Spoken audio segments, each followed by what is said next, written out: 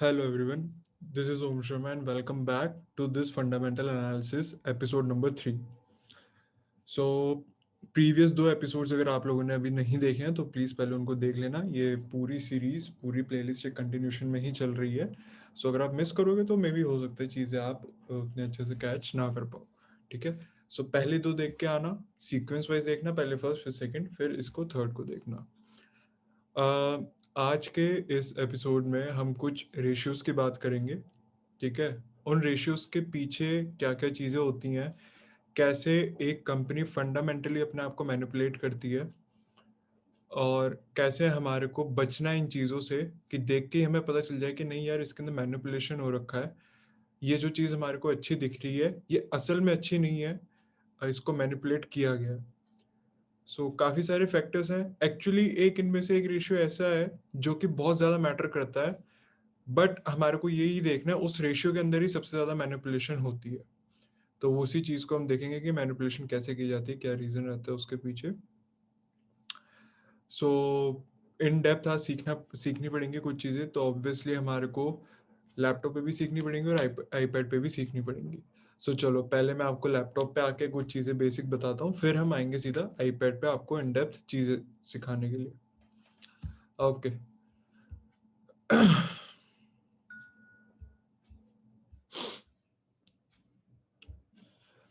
Let's say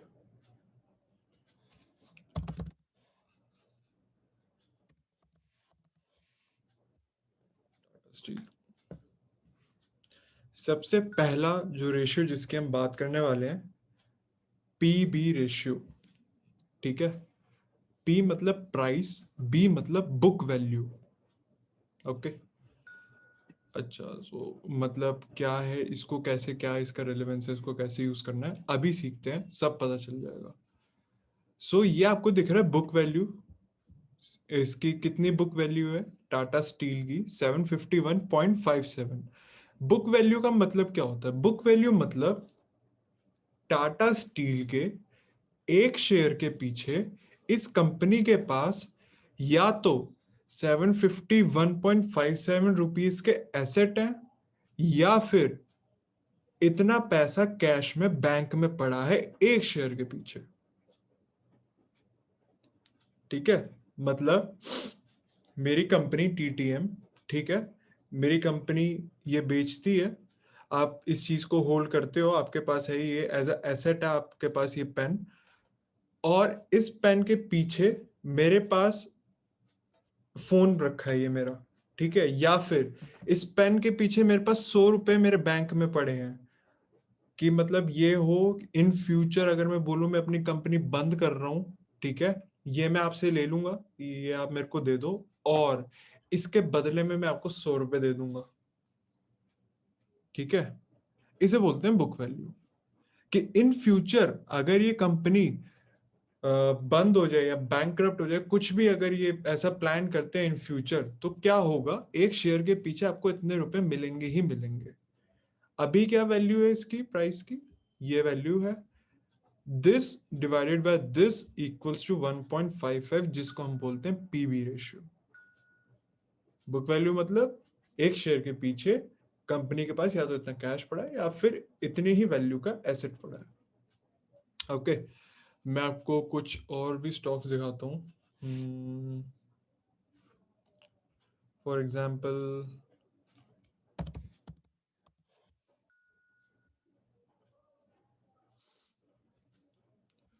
Coforge की book value check करो कितनी है, 297.91, और पीवी रेशियो कितना है? 10.92 का पीवी रेशियो, मतलब बुक वैल्यू से लगभग 11 टाइम्स. ग्रेट. और कौन सा उठा के देख सकते हैं?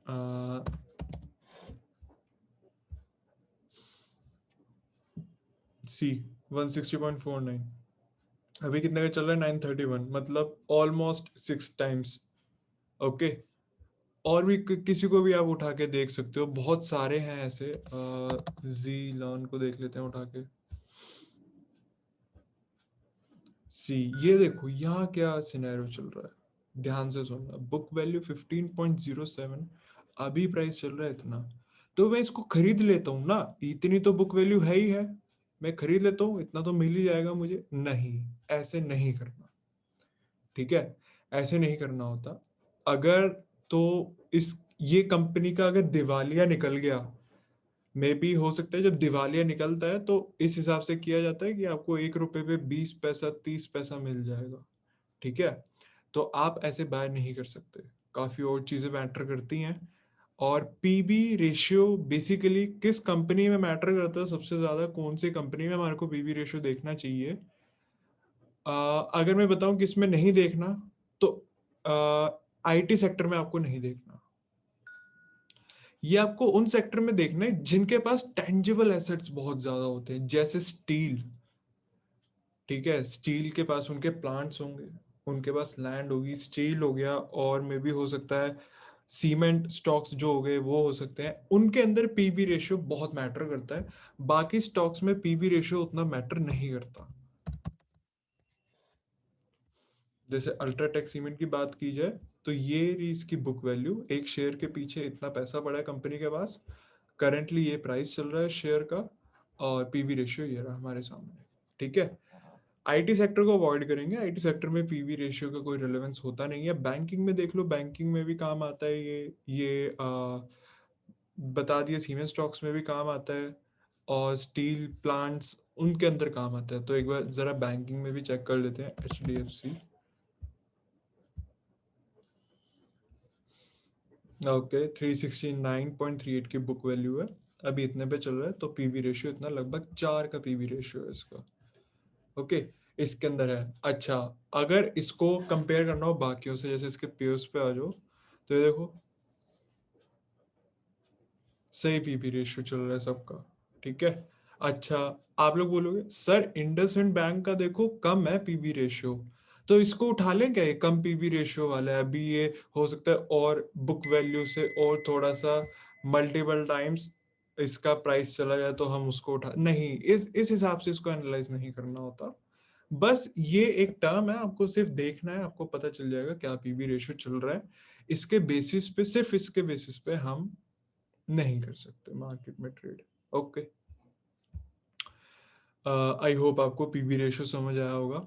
अभी एक और हम चीज देखते हैं जो कि ज्यादा कुछ खास मतलब है, बट हर चीज के अंदर उसकी ज्यादा वैल्यू नहीं है। वो क्या चीज है? Stand alone and consolidate. ये आपको बटन दिख रहा होगा यहाँ पे, स्टैंड अलोन, ठीक है? अभी ना मैं इसको क्लिक कर देता हूँ तो ये कंसोलिडेट हो जाएगा, ठीक है? मतलब क्या है, पहले मतलब समझ लो फिर आगे की चीज बताता हूँ। स्टैंड अलोन मतलब टाटा मोटर्स अकेले में, खुद में, जैसे मैं हूं, मेरा अपना खुद का मेरा बिजनेस है, अगर आपको सिर्फ मेरे बिजनेस के बारे में जानना है, फाइनेंशियल्स, तो वो हो गया स्टैंड अलोन। अब मैं हूं, मैंने क्या करा, मैंने अपने दोस्त को पैसे दे रखे हैं, या फिर मैंने अपने फैमिली मेंबर में किसी को पैसे दे रखे हैं, और मैंने बोला है ये आप अपना बिजनेस रन करो, ये लो मुझसे पैसे लो, बट मेरी हिस्सेदारी होगी, आप मेरे को 20% दोगे अपने बिजनेस में से हमेशा। मैंने यहाँ बोल रखा है आप मेरे को 30% दोगे अपने बिजनेस में से। तो ये क्या हो गया, ये कंसोलिडेटेड हो गया पूरा, ठीक है? तो अगर आपको मेरी कंपनी का पूरा कंसोलिडेट देखना है, तो आपको मेरी पर्सनल कंपनी भी देखनी है, जो मेरे इन्वेस्टेड बिजनेस है आपको वो भी देखना है। स्टैंड अलोन में सिर्फ इंडिविजुअल बिजनेस, कंसोलिडेटेड में इंडिविजुअल प्लस इन्वेस्टेड बिजनेस भी देखने होते हैं, ठीक है? सो अगर मैं टाटा मोटर्स पे जाऊं, इसके एक बार P&L पे जाते हैं, ठीक है? नेट सेल्स जरा चेक करो, ये नेट सेल्स इनकी जरा चेक करो यहाँ पे कितनी है। ये सिर्फ टाटा मोटर्स की स्टैंड अलोन है, मैं इसको कंसोलिडेट कर देता हूँ, और अब मैं जाता हूँ एक बार P&L पे, देखना क्या फर्क पड़ता है। ये देखो 2,61,000 हो गया, कहा वो सिर्फ 43,000 समथिंग था, ये 2,61,000 हो गया। क्या, क्यों हुआ ऐसा? या टाटा मोटर्स अकेला स्टैंड अलोन, मतलब टाटा एल्ट्रोस, टाटा हैरियर, टियागो, और जो भी होंगी, आई डोंट रिमेम्बर। कंसोलिडेटेड मतलब जैगुआर, लैंड रोवर, ठीक है, रेंज रोवर, इवोक, वेलार, काफी सारी कार्स मिलके टाटा मोटर्स इनको भी ओन करती है, इनके अंदर भी इन्वेस्ट कर रखा है टाटा मोटर्स ने। तो इन सबकी सेल्स मिला के जो इनका नेट प्रॉफिट बनेगा या फिर जो इनका एबिटडा मार्जिन बनेगा, वो सारी चीजें अलग होंगी कंसोलिडेटेड से, स्टैंड अलोन से अलग होंगी कंसोलिडेटेड की। ठीक है, सो कभी भी किसी भी बिजनेस को स्टैंड अलोन के बेसिस पे जज नहीं करना है, हमारे को कंसोलिडेटेड के अंदर ही रहना है। जब हम आगे एनुअल रिपोर्ट्स पढ़ेंगे उसके अंदर और ढंग से सीखेंगे कि किसके अंदर सिर्फ स्टैंड अलोन देखना है, किसके अंदर कंसोलिडेटेड देखना है। अभी सिर्फ मैंने आपको एक ओवरव्यू दिया है। जिस दिन हम एनुअल रिपोर्ट्स के अंदर घुसेंगे, मे बी एक दो वीडियोस के बाद हम मैनुअल रिपोर्ट्स पे आएंगे, फिर हम सीखेंगे कि किसके अंदर कंसोलिडेटेड और किसके अंदर स्टैंड अलोन। आई होप आपको एक चीज समझ आएगी क्या डिफरेंस है कंसोलिडेटेड और स्टैंड अलोन के बीच में। ठीक है, अब बात आती है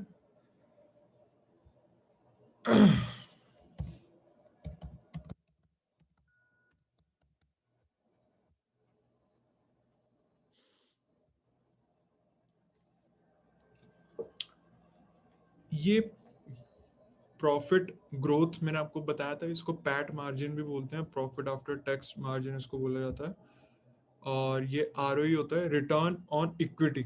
ठीक है, सो ये दोनों, ये तो मैंने बता दिया था प्रॉफिट ग्रोथ क्या होता है, पैट मार्जिन किसको बोलते हैं। इसका रिलेशन होता है, एक रिलेशन इसका होता है आरओई के साथ भी। क्या रिलेशन होता है वो अभी सीखेंगे। सपोज एक 10 रुपए की चीज को मैंने बेचा 15 रुपए में। क्या बोल रहा हूं मैं, 10 रुपए की चीज को मैंने 15 रुपए में बेचा, मेरा पैट मार्जिन क्या होगा या फिर मेरी प्रॉफिट ग्रोथ क्या होगा, कितने परसेंट का होगा। 10 से मैं सीधा 15 हो गया, ये चलो 10 से मैं 20 हो गया, 50%। ठीक है, प्रॉफिट ग्रोथ 50% होगी मेरी। अच्छा, यहाँ पे ना दो चीजें होती हैं जिन दो चीजों को समझना पड़ेगा, एक पैट मार्जिन और एक मार्कअप मार्जिन। ठीक है, एक पैट मार्जिन और एक मार्कअप मार्जिन, इन दोनों के बीच में क्या फर्क है। अब हम आ जाते हैं आईपैड पे और सारी चीजें अब समझते हैं ढंग से। ठीक है, रिटर्न ऑन इक्विटी का हिंदी में मतलब समझाता हूँ। रिटर्न ऑन इक्विटीज मतलब कितना पैसा लगा के कितना पैसा बनाया। ओके, रिटर्न ऑन इक्विटी मतलब क्या मेरे पास आज दिन की शुरुआत में 100 रुपए थे और उस 100 से मैंने 200 बनाए, दिन के एंड में मेरे पास 200 रुपए हैं, तो 100 रुपए पे मैंने 100 रुपए बनाए। इसको बोलते हैं रिटर्न ऑन इक्विटी। क्या ये रेलिवेंट होता है, इसके अंदर कैसे मैनिपुलेशंस होती है, वो सारी चीजें अब समझते हैं। ओके,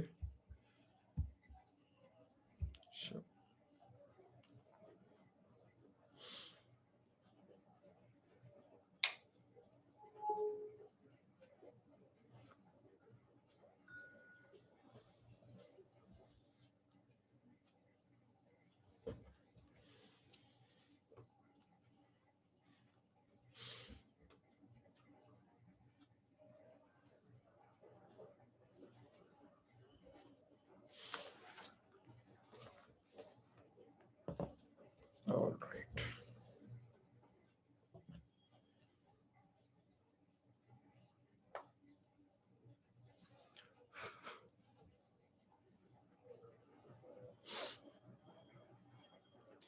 सो पहले हम शुरू करते हैं हमारा पैट मार्जिन।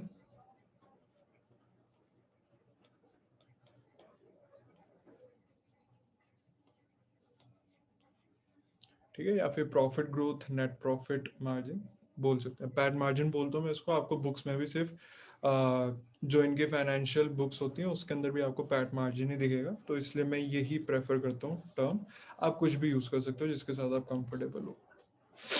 पैट मार्जिन, ध्यान से सुनना, एक 10 की चीज,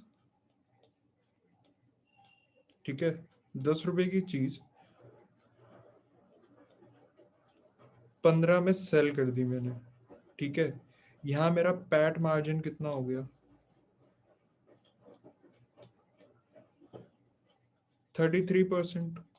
ठीक है, और अगर मैं बात करूं यहाँ पे मार्कअप मार्जिन,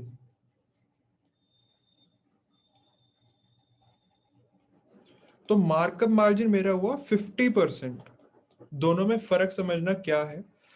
पैट मार्जिन हुआ है मेरे सेल पे, सेलिंग प्राइस पे मेरा पैट मार्जिन होता है 15 रुपए। में से जितना मेरा जेब में खर्चा हुआ, जेब से मेरा जितना लगा, और बाकी जितने भी मेरे एक्सपेंसेस थे वो सब मिला के एक्सक्लूड कर दो उनको, जो बच रहा है वो बनेगा मेरा पैट मार्जिन। ठीक है।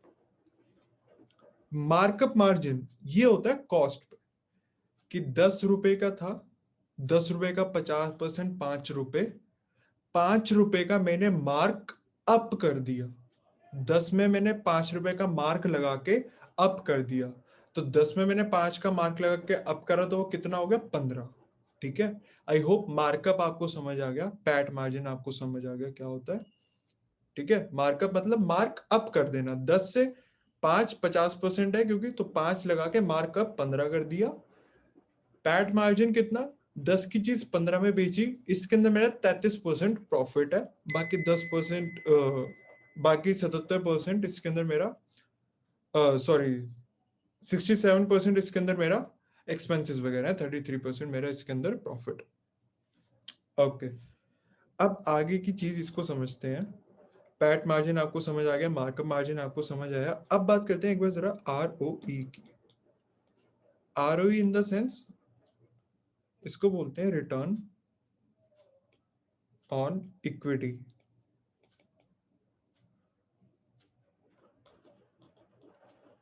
कितने पैसे पे कितना बनाया। ठीक है। इसको समझते हैं आगे। और मैंने बहुत सिंपल रखा है, आई बिलीव मैंने बहुत सिंपल रखा है, एकदम लेमन लैंग्वेज में मैं आपको सारी चीजें समझा रहा हूँ, आपको सिंप्लीफाइड तरीके से समझा रहा हूँ। स्टिल अगर आपको कोई डाउट हो, नो वरीज, आप कमेंट सेक्शन में पूछ लेना, मैं आपको बता दूंगा, सारे डाउट्स मैं आपके सॉल्व कर दूंगा। चलो आरओई को कैसे समझना है, अब हम यहाँ पे समझेंगे आरओई। सपोज लेट से यहाँ पे दो लोग हैं, ओके, ए एंड बी।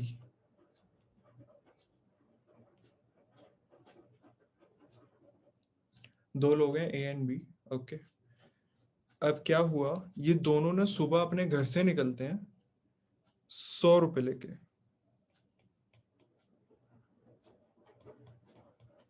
दोनों अपने घर से निकले कितने रुपए लेके? 100 रुपए लेके।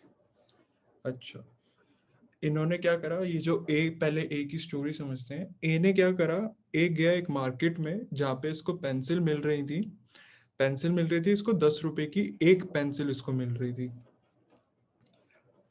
इसने क्या करा, इसके पास 100 रुपए थे, इसने 10 पेंसिल परचेज कर ली। ओके।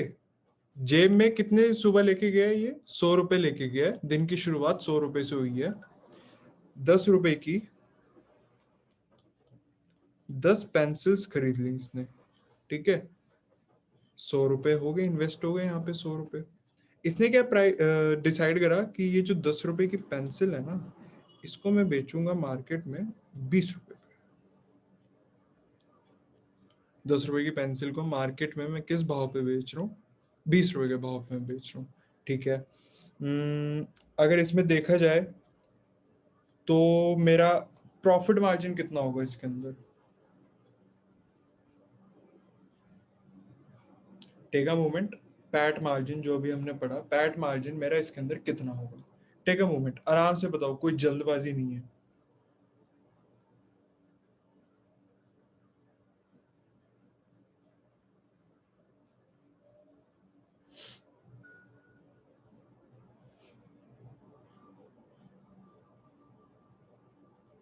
I can say 50%।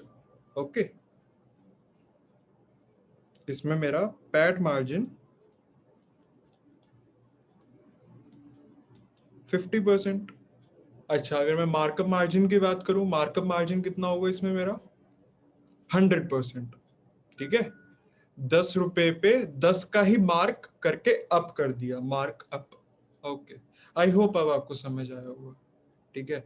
इसने क्या करा, 10 की पेंसिल को 20 में इसने बेचा। ठीक है। 10 की 10 इसकी पेंसिल बिक गई। 20 रुपए का सेलिंग प्राइस था, 20 इंटू 10 की पेंसिल बिक गई। अब दिन के एंड में इसके पास कितने पैसे पड़े हैं? 100 रुपए। शुरुआत कितने से करी थी? सॉरी, दिन के एंड में 200 रुपए पड़े हैं। शुरुआत कितने से करी थी? 100 रुपए से। 100 से शुरुआत करी, पैट मार्जिन 50% का, दिन के एंड में इसके पास जेब में पड़े 200 रुपए, शुरुआत 100 से, एंड में 200 रुपए। क्या मैं बोल सकता हूँ यहाँ पे मेरा ROE, रिटर्न ऑन इक्विटी, 100% है? Everyone agree with this? 100 रुपए से शुरू करा, दिन के एंड में 200 रुपए है, 100 रुपए का ROE, जहां पे मेरा पैट मार्जिन है 50%। ओके, ये था केस किसका? ए का केस। अब बात होगी बी की। बी का क्या केस है? बी भी लेके निकले भाई। बी भी इसी डीलर के पास जाता है, पेंसिल के डीलर के पास, जो इसको 10 रुपए की पेंसिल देता है। ये भी 10 पेंसिल्स खरीद लेता है। पर ये क्या करता है? ये डिसाइड करता है 10 की चीज को मैं बेचूंगा 15 रुपए में। ध्यान से सुनना, अब यहाँ पे क्या होगा। 10 की चीज को मैं बेच रहा हूँ 15 रुपए में, यहाँ मेरा पैट मार्जिन कितना है?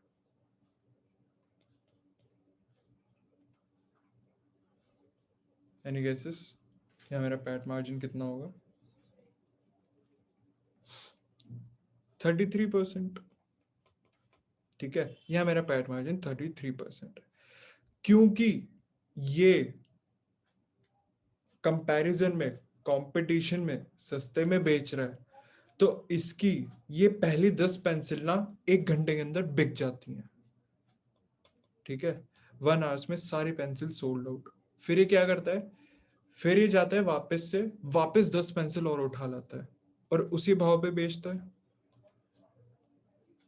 15 रुपए के भाव पे। ये भी बिक जाती हैं सारी। ठीक है, ये 1 घंटे में वापस सारी बिक जाती है। फिर क्या करते हैं? फिर वापस जाता है, फिर वापस कर देता है। ठीक है, इसकी ये भी बिक गई सारी। अब ये अपना दिन बंद करता है। अब ध्यान से सुनना, यहाँ पे इसने टोटल पेंसिल्स कितनी बेची? 15 रुपए की इसने टोटल 30 पेंसिल बेची। ठीक है, शुरुआत इसने कितने से करी? 100 रुपए से। At the end of day इसके पास कितने पैसे आए? 450। ठीक है, आप लोग तो बोलोगे यार पैट मार्जिन तो इसका ज्यादा था, तो इसका रिटर्न ऑन इक्विटी ज्यादा, इतना कम क्यों है? इसका तो पैट मार्जिन इतना कम है, फिर भी इसका रिटर्न ऑन इक्विटी अगर हम निकालते हैं तो इसका रिटर्न ऑन इक्विटी निकल के आएगा 100 पे 450, 100 पे 450 के हिसाब से 30 पेंसिल इसने बेची हैं।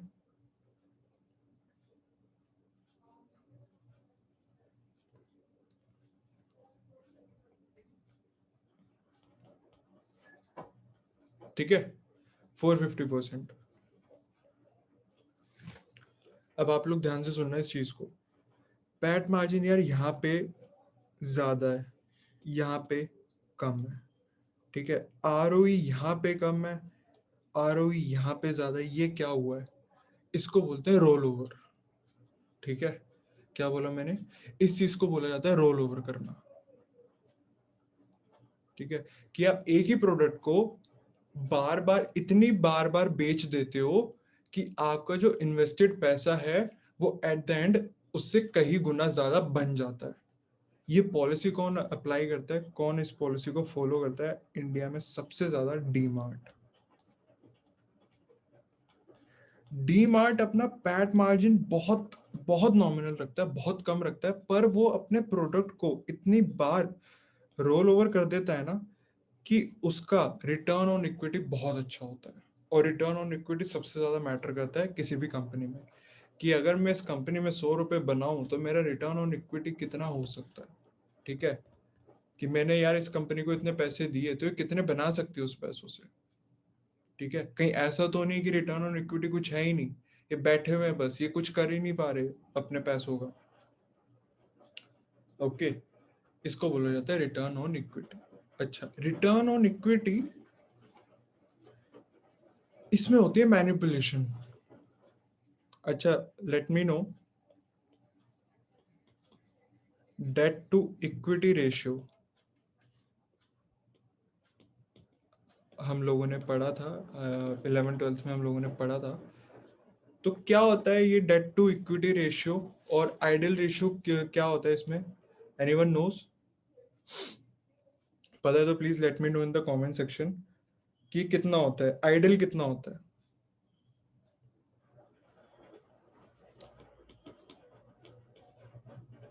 ऐसे ही रहता है ना, 1:2, 2:1 ऐसे ही होता है, ठीक है। तो इसमें क्या मतलब होता है इसका कि अगर आपके पास 100 रुपए की इक्विटी है, ठीक है, तो आप उसके अगेंस्ट में 200 रुपए के डेट्स ले सकते हो, ठीक है। ये होता है आइडल। बुक्स में हमने पढ़ा है, अकाउंटिंग टर्म्स वगैरह में, अकाउंट्स में ही हमने पढ़ा था ये। बट फॉर इन्वेस्टर ये होना चाहिए जीरो, ये नहीं, ये जीरो रहना चाहिए। अगर मैं इन्वेस्टर हूँ, मुझे किसी कंपनी में इन्वेस्ट करना है, तो मुझे उस कंपनी का डेट टू इक्विटी जीरो चाहिए या नेक्स्ट टू जीरो, 0.1, 0.2, 0.3 चलेगा, समझ आएगा। ओके, ये जीरो होना चाहिए। क्यों बोल रहा हूँ मैं ऐसा, अभी मैं आपको बताता हूँ। एक केस है, एक सिनेरियो लेंगे, आई होप आपको अच्छे से समझ आएगा, फिर ये पूरा जस्टिफाइड हो जाएगा कि मैं क्यों इसको जीरो बोल रहा हूँ।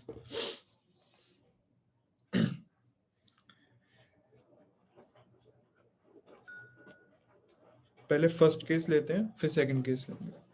फर्स्ट केस में क्या है, कंपनी को जरूरत है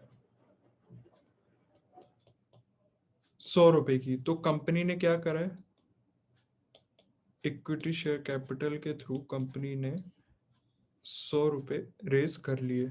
डेट कंपनी ने जीरो, कोई डेट नहीं लिया कंपनी ने। यहाँ पे कंपनी को नेट प्रॉफिट हुआ है 20 रुपए का, ठीक है, 120 रुपए। यहाँ पे आरओई कितना है, 20%। दिख रहा है ना, सीधा सीधा 20% आरओई है। केस वन, जहां पे कंपनी ने कोई डेट नहीं लिया, सारा इक्विटी शेयर कैपिटल से पैसा रेस कर लिया, ठीक है, उसमें से नेट प्रॉफिट भी निकल गया उनका, डन।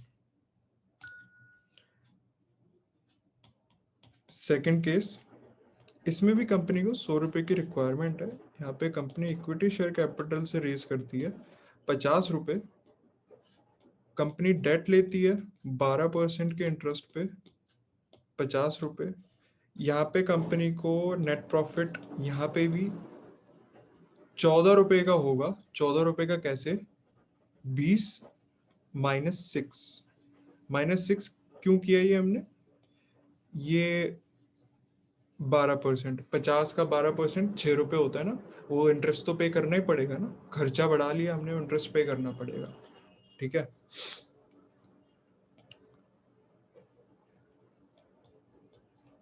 अब ध्यान से सुनना, यहाँ पे आरओई कितना होगा,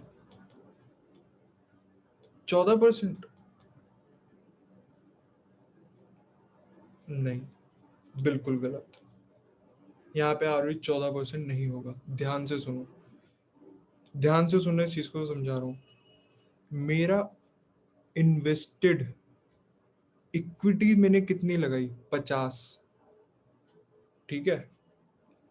रिटर्न ऑन इक्विटी का मतलब इक्विटी पे कितना रिटर्न, कितने पैसे से कितना बनाया, 50 रुपए से मैंने 14 रुपए बनाए हैं, ठीक है। तो यहाँ पे मेरा रिटर्न ऑन इक्विटी कितना होगा, 14/50 into 100, that comes out to be 28%,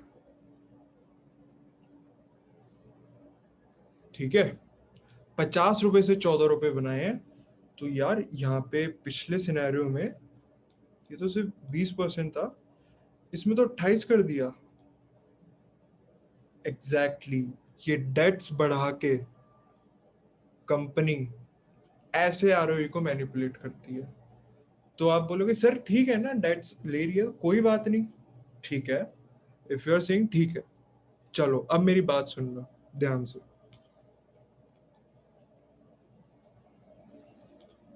इस बार क्या होता है, कंपनी को ना, इस बार कंपनी को प्रॉफिट हुआ है 5 रुपए का, बट यार इसके 6 रुपए तो देने ही पड़ेंगे उन्हें, ये देने ही देने, ये उनका फिक्स्ड एक एक्सपेंस हो गया, आप समझ लो, ये उनको देने ही देने हैं। तो यहाँ पे क्या हुआ, यहाँ तो प्रॉफिट जो 5 रुपए था उसमें से बल्कि जेब से 1 रुपए और देने पड़ गए, ये तो लॉस में आ गई कंपनी। ठीक है, -1। 50 रुपए से कंपनी ने बनाया तो क्या, बल्कि गवा दिया कंपनी ने। ठीक है, इसलिए कंपनी के पास डेट बिल्कुल नहीं होना चाहिए, जीरो डेट्स होने चाहिए। अगर किसी कंपनी में हाई डेट्स है और उस कंपनी का आरओई भी हाई है, तो आपको देखते ही समझ आ रहा है मैनिपुलेटिव कंपनी है। ठीक है, और सपोज करो कंपनी के डेट्स है कितने, 500 करोड़ के डेट्स है कंपनी के, बट कंपनी के पास 2500 करोड़ का कैश भी है। और फिर इस सिनेरियो में अगर इनका आरओई ज्यादा है तो घबराने की जरूरत नहीं है, क्योंकि कंपनी के पास इनफ कैश है। बट 500 करोड़ के डेट्स है और 50 करोड़ का कैश है, और इस सिनेरियो में आरओई ज्यादा है, घबराने की जरूरत है, ये मैनिपुलेटिव है। आपको इसके अंदर इन्वेस्ट नहीं करना, आपको इसके अंदर अपना टाइम वेस्ट नहीं करना। ठीक है, आई होप मैंने आपको समझाया आरओई का कंसेप्ट, क्या क्या चीज कैसे कैसे मैटर करती है इसमें, कैसे मैनिपुलेशंस की जाती हैं, आपको सारी चीज अब समझ आ गई होगी। अगर ये आपको, आई होप ऐसे कॉम्प्लिकेटेड ना लगा हो, अगर फिर भी अगर आपको थोड़ा सा कॉम्प्लिकेटेड लगा, इस वीडियो को वापस देखना, अगर कुछ समझ नहीं आता कमेंट सेक्शन में पूछ लेना। ठीक है,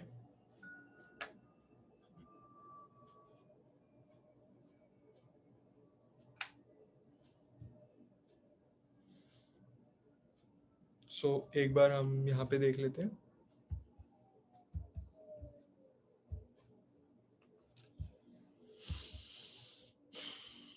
इस कंपनी में आरओई कितना है, return on equity, okay, profit, PAT margin, oh PAT margin से ज्यादा है यार, ये तो बहुत अच्छी बात है ना।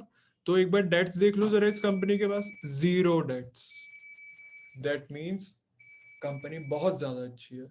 कौन सी कंपनी है ये, हिंदुस्तान यूनिलीवर, बहुत ज्यादा अच्छी कंपनी है। मार्केट कैप हमारे को पता है, हमारे को एंटरप्राइज वैल्यू पता है, we know PV ratio, we know P ratio, हमारे को ईपीएस पता है, हम अब आरओई भी जान चुके हैं, कैश, इनफ कैश है कंपनी के पास, हम सब चीजें जान चुके हैं अब। ठीक है, सब तो नहीं बोलूंगा, बट हाँ, यहाँ पे जो जो गिवन है उसमें से बहुत कुछ अब हम जान चुके हैं। आरओई हमारे को पता चल गया, अब आरओई कैसे वर्क प्ले करता है। अब कुछ ऐसी कंपनीज देखते हैं, आई थिंक,